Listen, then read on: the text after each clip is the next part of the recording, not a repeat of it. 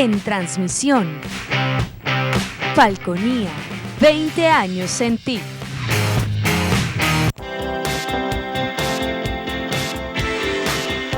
Este programa es de tipo recreativo y educativo, que contiene elementos de lenguaje, salud, sexo y violencia A.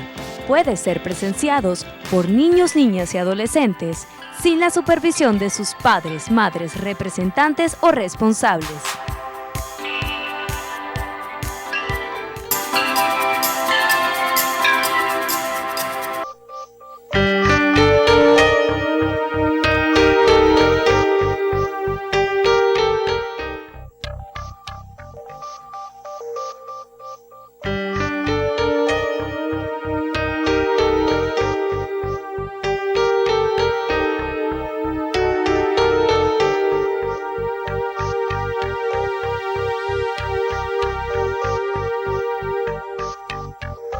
Hola amigos, amigas, allí una vez más con ustedes, Salud y Familia entra a sus casas para que despojemos a la medicina de mito, tantos cuentos que hay, tantas cosas que lo ponen uno a pensar lo que no debe ser y entonces usted abandona el tratamiento, no llega a tiempo y eso no es bueno. Y para desmontar esos mitos invitamos siempre a peritos en el área médica que tengan que ver con algún tema interesante. Y por supuesto está de moda en Venezuela hablar por ejemplo de estrés. Ya ustedes saben que conversamos el otro día con el doctor César Regifo sobre el estrés, esa parte de esos componentes hormonales que se supone se generan precisamente para que usted cumpla esas metas. Hay un estrés positivo, hay un estrés crónico y esa parte del estrés crónico va a ser más o menos lo del día de hoy. Entonces invitamos al doctor Héctor Arenas. Bienvenido, doctor Héctor. Gracias doctor por la invitación. Sí, otra vez parte de nosotros aquí, o sea, ya definitivamente cuando vamos a hablar de psiquiatría, seguro está ahí nuestro amigo Héctor Arenas, que dijo que, y lo está haciendo y lo ha llevado a la práctica, llevar a la psiquiatría a la calle, allá con ustedes, contacto directo cara a cara. Y él lo está haciendo en varios ambientes. Bueno, el doctor Héctor Arenas se graduó en la Universidad Francisco de Miranda de médico y luego hace su posgrado en el Hospital José María Vargas de San Cristóbal, Estado Táchira. Y bueno, también es especialista en psicoterapeuta, lo cual sí tiene que ver, y ahorita nos lo va a confirmar, sobre el tema que manejamos hoy. Estamos hablando de estrés crónico y específicamente de algo que se llama estrés postraumático. Porque ya aprendimos que es estrés. Seguro si ustedes vieron el programa aquel, quedaron bien aprendidos qué es el estrés, que hay una diferencia con, bueno, es una ansiedad que le queda a usted después de tener algún tipo de contacto con algo que le genera preocupaciones, molestias, que le quita el sueño. Estrés postraumático, doctor. Vamos a ver, estamos ahí en esta entrada, en la onda de lo que estamos comentando. Claro que sí. Mire, doctor, estrés postrauma o trastorno de estrés postrauma es una patología psiquiátrica que se caracteriza por una serie de síntomas emocionales, cognitivos, conductuales y de índole social que manifiesta un individuo a propósito de una situación apremiante, biográficamente apremiante, estresante, traumática, sufriente hacia él. Es decir, un individuo después de una situación de estrés empieza el padecimiento de una serie de síntomas que merma su capacidad para la vida. Es decir, a propósito de lo que le sucedió, empieza a fallar en el contexto individual, en el contexto familiar, en el contexto sentimental, en el contexto social, económico, etcétera, etcétera, etcétera. Entonces fíjate que empezamos muy bien. Yo había visto por ahí que se llamaba trastorno, pero entonces precisamente nuestro amigo psiquiatra Héctor Arenas nos coloca y nos ubica. Es un trastorno, es decir, pudiese considerarse trastorno de estrés postraumático, enfermedad o no necesariamente es enfermedad. Sí, a ver, lo normal en la vida es que posterior a que nosotros tengamos una situación estresante, tengamos reacciones, ¿sí? Es decir, oye, mira, si yo tuve un accidente de tránsito, lo más normal es que yo tenga una expresión emocional, una expresión conductual, una expresión cognitiva, que voy a explicar un poquito qué es cognitiva, sí, es decir, importante. Del pensamiento, de las ideas, se me van hacia el lado, hacia lo que significó el hecho accidentado que tuve, ¿ok? Entonces, eso es normal. Lo que no es normal, quedar pegado con esos síntomas. Es decir, el miedo, el llanto, el dolor a propósito de lo que me pasó es normal. Lo que no es normal es que yo me quede pegado ahí, ¿verdad? Me quede sufriente todo el tiempo. Entonces, en ese sentido, nosotros hablamos de reacción de estrés o podemos hablar de estrés agudo. Pero cuando los síntomas se mantienen ya entre meses y más de 6 meses, nosotros estamos hablando de un trastorno. ¿De un trastorno por qué? Porque el individuo en cada contexto de su vida, por ejemplo, en su vida laboral, empieza a faltar el trabajo o hay alguna interferencia de estos síntomas que padece en el trabajo.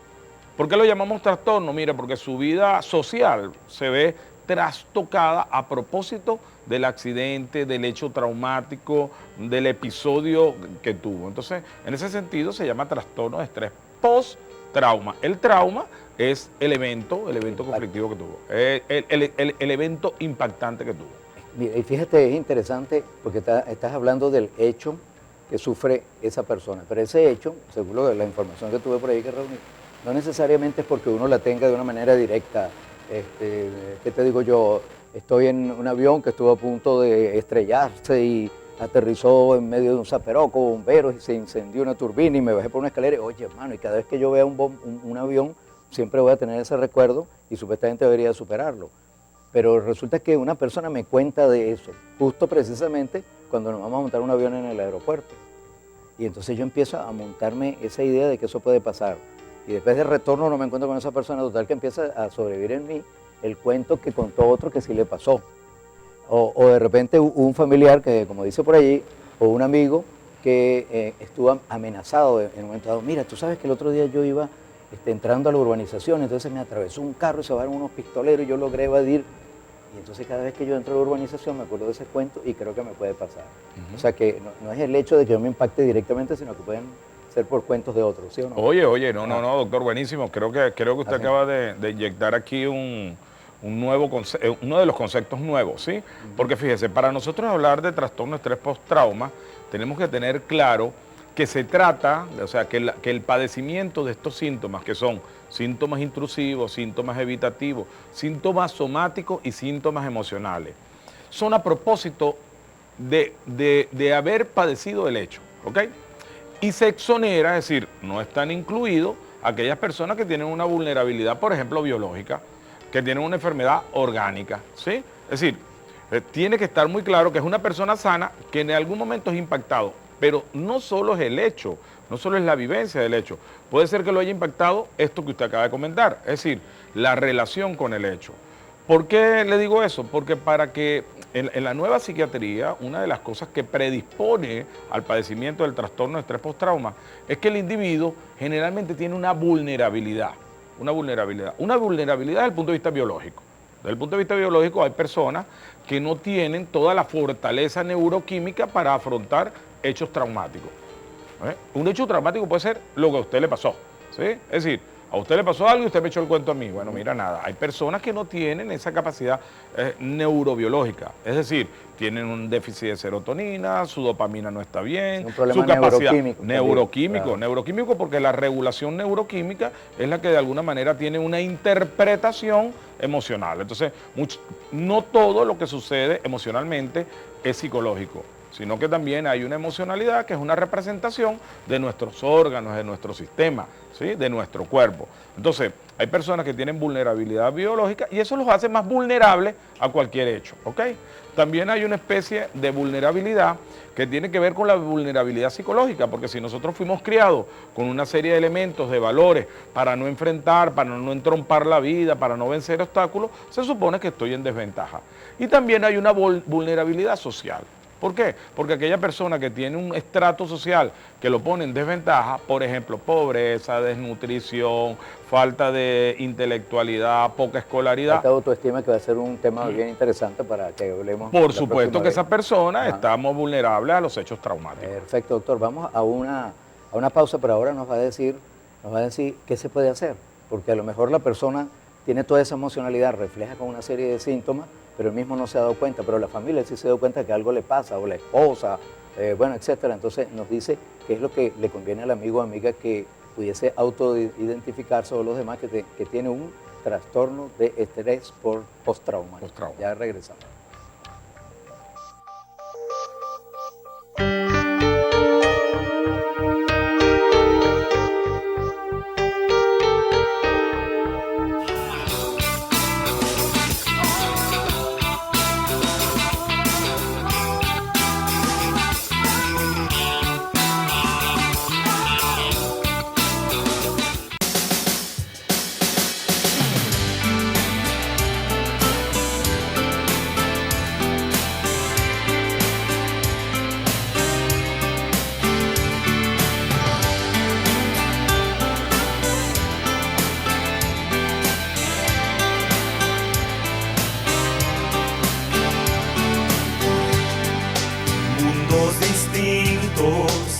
tan diferentes, la misma finalidad. En esta vida todos buscamos la felicidad. Nada importa dónde sea tu hogar, Ni qué idioma has de hablar. diferentes formas de pensar, ríos a un mismo mar. Y no hay nada en este mundo que no se pueda alcanzar. Paz, amor y la fraternidad, solo unidos se va a lograr. Solo unidos se va a lograr.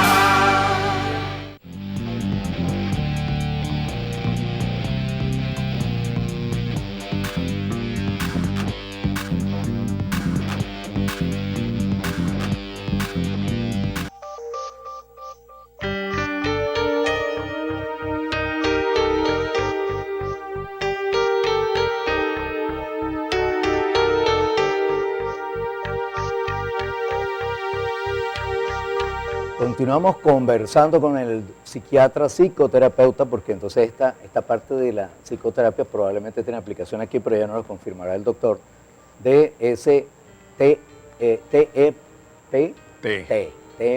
Bueno, hay que aprenderse eso por allí. La cuestión es que ese trastorno, que es un trastorno producto de un estrés que generó un choque o lo impactó y entonces le deja una serie de problemas.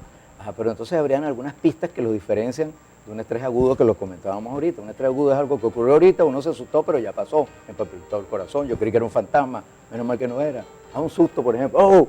Entonces te pasaste el susto y te reíste. Pero resulta que esto es algo que muestra una serie de elementos que son propios, doctor. Sí, cómo no. A ver, el trastorno de estrés postrauma tiene características primero desde la naturaleza del evento que lo ocasiona. Es decir, tiene que ser algo que esté relacionado, que movilice la plataforma adaptativa del ser humano. Por ejemplo, aquí quedan exonerados, por ejemplo, un soldado que es especialista en comando y asalto, etcétera, Whopper, etcétera, que le dice. Yo me acuerdo de un amigo que Un me decía, Whopper. yo soy Whopper. Ok. Me contaba qué era. Es decir, ese evento que tiene él al enfrentarse dentro de su cotidianidad, porque es la de él. Por ejemplo, el psiquiatra no hace eso, pues, no sé, el oftalmólogo tampoco lo hará. No. Entonces, de alguna manera le da características especiales a una persona que no está acostumbrada a esos hechos. Entonces, la naturaleza misma del evento ya es de peso para nosotros para establecer el diagnóstico, ¿ok? Por eso es que muchas veces cuando nosotros nos enfrentamos, y tal vez una de las cosas que hay que tener cuidado y aprovechar en este programa, porque hay muchas personas que cuando van y expresan, ¿verdad?, su trastorno de estrés postrauma y dicen, oye, mira, yo desde que choqué no me puedo montar en un carro. Y va el otro y le dice, ay, tú sí eres tonto. Tú sí eres gafo, vale, no, yo que una vez me tiré de un helicóptero y el helicóptero se estrelló y no me pasó nada. Es porque de alguna manera el umbral hacia el temor, hacia las situaciones extremas, está más elevado dependiendo de las conductas, de los las tendencias suicidas que de tiene las ese. tendencias, Claro, de las muy tendencias conductuales que tengan Ajá, otras personas. claro. Entonces, nosotros tenemos que ver que sea un evento que se sale de la naturaleza del otro, o sea, que para el otro significa una catástrofe. Y también es importante el tiempo. Es decir, si después de un tiempo del evento, ¿verdad?, no solo de días, sino de semanas o de meses, se mantiene, ¿verdad?, la sensación de sufrimiento, bien sea porque viene padeciendo desde el punto de vista emocional algún tipo de cambio, triste, angustiado, o desde el punto de vista evitativo, porque esa persona ya evita de alguna forma algún tipo de situación que le traiga el recuerdo, que se parezca mucho a lo que sucedió, ya nosotros estaríamos hablando del trastorno de estrés postrauma. ¿Qué es lo que se llama flashback?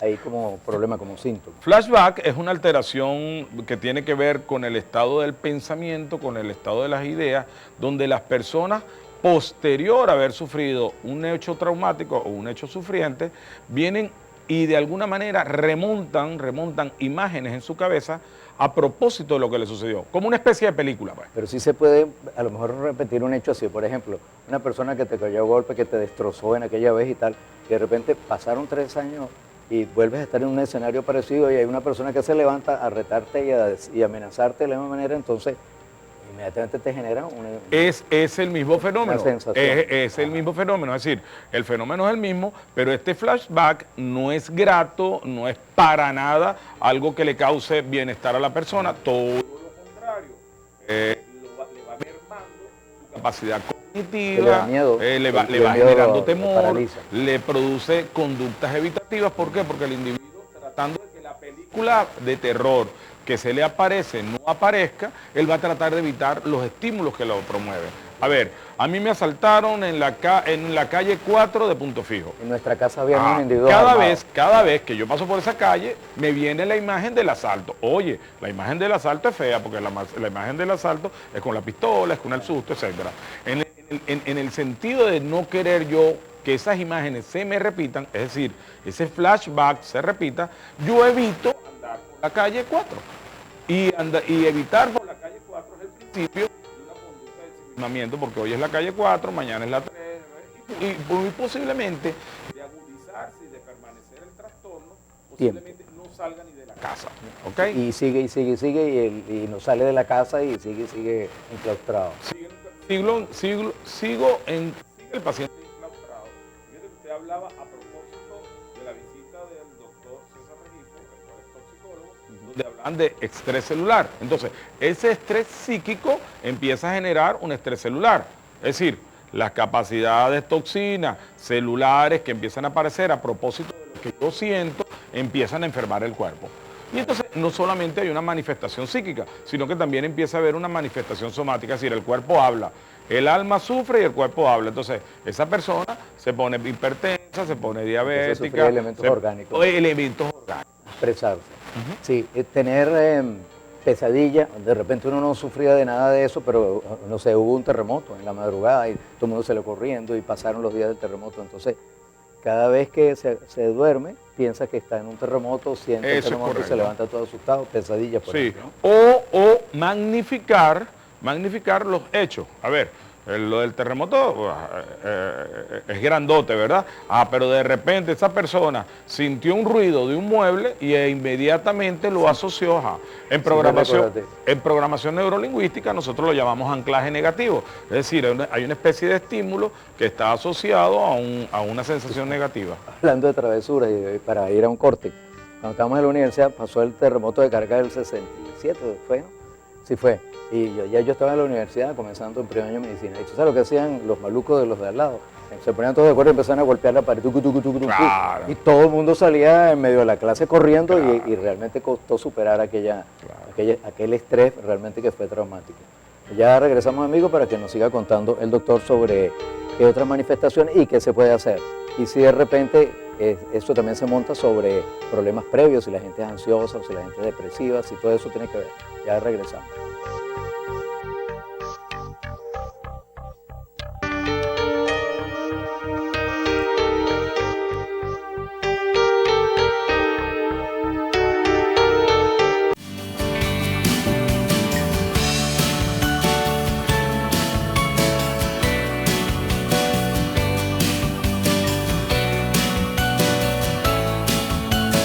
¡Taxi!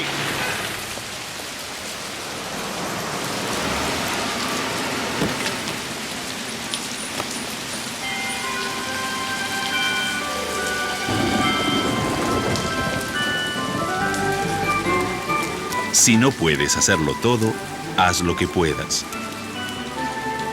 La compasión por los demás, pásala. Un mensaje de la Fundación para una Vida Mejor. En transmisión, Falconía, 20 años en ti.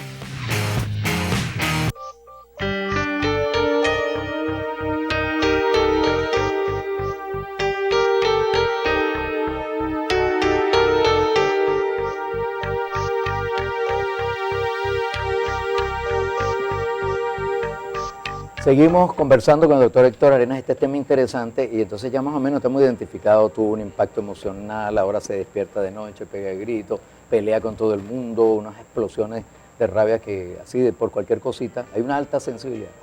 Okay, pero a lo mejor esa persona ya de entrada tenía como mal carácter, era una gente que se pone nerviosa por todo, o al revés, ahora está más triste que siempre, pero siempre se lo pasaba triste. Se desmontan esas posibilidades. Claro, por supuesto, por supuesto. Pero a ver, doctor, a ver. Vamos a poner un caso clásico, ¿verdad? Un caso clásico. Una persona va entrando a su casa y es víctima del asalto, se acerca unos motorizados, ¿sí? Digo el motorizado porque es como un estereotipo, ¿no? Sí, como claro. que el estereotipo, ¿ok? Ajá. Los motorizados asaltan a la persona. Se supone que los días subsiguientes a ese asalto, esa persona va a padecer una especie de sensación con respecto al asalto. ¿Por qué? Porque esa impregnación emocional va a pasar a todos sus contextos personales. Por ejemplo, va a pasar al pensamiento, va a pasar a la idea, va a pasar a la conducta. Posiblemente si trabaja, hasta el otro día le van a dar reposo. Mira, fulano no vino a trabajar porque lo asaltaron. ¿Sí? Claro. Es lo que pasa un poco con el juego, no sé si lo recuerda, cuando niños, los niños jugaban a decir, a ver las nubes y decir qué veían en las nubes, pues. Es decir, el niño que estaba contento veía un payaso y el niño que tenía miedo veía un león, pues. Es decir, nosotros entendemos que las emociones tienen expresiones en la vida. Entonces, es normal que una persona los días subsiguientes a un hecho traumático mantenga cierto temor, pues, cierta paranoia, cierto resquebrajamiento emocional. Sí, es cierto. Pero también es normal que eso vaya desapareciendo con el tiempo. Entonces, un trastorno de estrés postrauma es cuando eso no desaparece. Sí. Todo lo contrario, se mantiene y empieza a causar una merma en todos los contextos de ese individuo. El individuo no va al trabajo, el individuo se comporta extraño, el individuo siente la moto en todos lados. Es decir, ahí es donde nosotros hablamos del estrés postrauma. Entonces hay que tener cuidado porque verdaderamente es una patología muy frecuente, pero que no es muy usual, porque nosotros generalmente la asociamos a la persona que es débil, a la persona que es miedosa, a la persona que mira, parece que no lo supera, y hay que tener cuidado porque ese individuo está sufriendo, verdaderamente está sufriendo y no funciona bien. Predisposición, obviamente que una persona que tenga un trastorno de ansiedad, es decir, que tenga trastorno del manejo de las emociones, que tenga trastorno de los afectos, oye, mire, es mucho más vulnerable, es mucho más vulnerable porque ya viene choreto en un estrato, en un tópico de su manifestación emocional, bueno, y ahí se le monta esta patología. Solo es difícil que como diríamos en psiquiatría cultural o psiquiatría coloquial, éramos muchos y parió la abuela. Pues. Claro. ¿Le agregó algo más? Claro. Y al contrario, las personas que tienen mayor preparación para la vida, es decir, personas que han sido sometidas a algún tipo de entrenamiento, personas que tienen aquello que llamamos autoestima alta, ¿verdad? Aquellas personas que tienen alto poder resolutivo, capacidad o estrategias para resolver problemas emocionales de manera más óptima, son personas que afrontan los hechos traumáticos o los hechos biográficos estresantes de mejor manera. Sí, tú sabes que en el colectivo también me he dado cuenta que eso está sucediendo. Te doy un ejemplo práctico, yo voy a Caracas, entonces estoy solo, tengo algunos amigos de parranda que eventualmente cuando iba antes salían conmigo y nos íbamos por ahí y tal, pero ahorita no salen de su casa y yo, pero bueno, si yo estoy aquí, el amigo y el pana, ¿por qué tú no sales y nos vamos a una vueltica y tal? No, porque están asaltando, no, porque no se sale, y todo el mundo se recoge a las 5:30 de la tarde y nadie quiere salir en Caracas. Y entonces está todo eso. Mira, que una vez que ya estamos ubicados que alguien tiene ese cuadro, ¿qué papel juega la psicoterapia? Tú eres psicoterapeuta. Sí, claro. Y entonces juega algún papel esa especialidad tuya. Sí, claro, por supuesto. Pero antes de eso me gustaría algo. Fíjese, yo creo que cuando el ciudadano común se da cuenta, ¿verdad?, de que su ser querido, la persona que habita al lado, tiene algún tipo de síntoma como esto, yo pienso que tiene que escucharlo. tiene que acompañarlo. Eso es la psicoterapia. en parte, ¿no? Acompañarlo, así, Claro. escucharlo, no juzgarlo, pues, no ponerle desafíos, Mira, no ponerle cobardón, oye, pero ¿qué te pasa? Sí, porque aquí tenemos un poco eso. Aquí en nuestro país, nosotros vemos a alguien llorando y entendemos que es el cobardón. ¿Sí me entiendes? Entendemos que alguien es cauteloso y entendemos que es el gallo. Y así, es decir, le vamos a poniendo una serie de epítetos groseros a aquellas personas que tienen vulnerabilidad. Entonces yo creo que básicamente el proceso psicoterapéutico va dirigido al análisis, ¿verdad?, de la situación y a buscar opciones dentro de ese análisis. Darle herramientas, Ajá. también Darle herramientas. Ajá. Una de las cosas que nosotros hacemos en psicoterapia es desensibilizar a la persona. Es decir, entendemos que a la persona le ocurrió algo, quedó impactada, quedó abollada, y nosotros lo que hacemos es quitar esa sensibilidad. Eso lo podemos hacer a través de un proceso que se llama desensibilización sistemática. Es decir, poco a poco vamos a desmontando, ¿verdad?, esos hechos que el individuo los vive como actual, porque alguien le dice, oye, pero si eso te pasó hace un año, bueno, sí es posible que cronológicamente hace un año, pero la persona lo vive como hoy, ¿no? Entonces hay que ir desmontando eso poco. Medicamentos. Sí, ahí voy. Y una de las cosas modernas que habla de alta efectividad es la colocación, es la administración de medicamentos. ¿Por qué? Porque las emociones, los pensamientos tienen una interpretación biológica, muchas veces nuestra forma de actuar cambia nuestra dinámica bioquímica. Es decir, como el cuento del huevo y la gallina, ¿qué fue primero? Bueno, a veces nosotros, nuestras actitudes, cambia la manera como funciona el cerebro. Entonces, en ese sentido, el medicamento nos va a aportar de lo necesario para que pueda ser óptima la psicoterapia. Entonces, sería un proceso psicoterapéutico mixto, bien sea farmacológico o psicoterapéutico psicoanalítico. Sí, sale la gente, que ya vamos a cerrar el programa, sale del problema. Feliz de la vida, feliz de la Logra vida. superar el hecho Claro que sí, traumático. claro que sí, claro que sí. Mira, Héctor, hemos aprendido bastantes cosas. Ya ustedes saben también que hay bastantes motivos en Venezuela para estar estresados. El problema es que eso no se nos cronifique en Hay el gente, tiempo. que no va al supermercado, doctor. Ah. Hay gente que no va al supermercado porque no quiere ver la lista de precios. Sí, no, eso ya provoca un impacto emocional insuperable, como cuando va a comprar los huevos. Por ahí había un cuento, nos hablábamos Isaac, por ahí que está por allí, estamos hablando sobre eso anoche. Bueno, mira, entonces muchísimas gracias, Como Héctor, siempre, por su haber orden, estado doctor. aquí, psiquiatra, psicoterapeuta, que lo encuentran en la Clínica Paraguaná. Policlínica Paraguaná. Y además está en la calle ahora. Ah, bueno, nada. En su café, ahora te Estoy- encontramos ah, ahí bueno, todo el también. tiempo, hablando del amor y del impacto y varias cosas interesantes. Bueno, cualquier comentario que tengan que hacer para nuestro programa, háganlo a través del correo electrónico que viene en pantalla, urbinafi17@gmail.com, WhatsApp a través del 0412-667-0642. Nos sintonizamos la próxima semana. Hasta luego. Gracias entonces, Héctor.